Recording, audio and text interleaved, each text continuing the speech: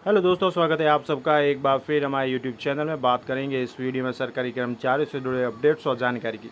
तो बात करें 9 अगस्त का खबर है। 9 अगस्त का ही मुख्यमंत्री अशोक गहलोत द्वारा सरकारी कर्मचारियों को बड़ी राहत और बड़ी खबर दी गई है, और वो है प्रमोशन को लेकर। तो गहलोत सरकार ने सरकारी कर्मचारियों को दी बड़ी राहत, जिसमें बात करें तो प्रमोशन को लेकर अब जो 3 वर्ष या ज़्यादा का अनुभव है उनमें छूट दी गई है। तो ऐसी सभी सेवाएं जिनमें प्रमोशन के लिए ज़रूरी होता है 3 वर्ष या ज़्यादा का अनुभव, यानी एक्सपीरियंस चाहिए प्रमोशन के लिए 3 वर्ष या इससे ज़्यादा, तो इनमें सभी सेवाओं के लिए 2022-23 के लिए यानी 1 वर्ष के लिए है, जो अभी सेशन चल रहा है करंट 22-23, उसके लिए 1 वर्ष की छूट दी गई है। इस छूट के लिए 50% पदों की रिक्तियाँ जो है उसकी भी ज़रूरत नहीं रहेगी। साथ ही प्रमोशन पर निम्न पदों में 1/3 कर्मी कार्यरत रहने की भी बाध्यता नहीं है। हालांकि उन पदों पर यह छूट लागू नहीं होगी जहां प्रमोशन के लिए नियमों में सेवा अवधि का प्रावधान है। और साथ ही विभागों को जारी परिपत्र पर भी जो प्रमुख सचिव है हेमंत गेरा ने अनुमोदन किया है। लेकिन परिपत्र जारी होने से पूर्व यदि 2022-23 की रिक्तियों के लिए हो चुकी डीपीसी की बैठक, तो उन प्रकरणों में यह छूट नहीं होगी लागू।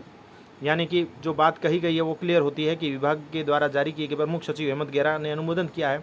और इसके साथ ही लेकिन परिपत्र जारी होने से पूर्व यदि 22-23 की रिक्तियों के लिए अगर डीपीसी की बैठक हो चुकी है तो उनमें यह छूट लागू नहीं होगी।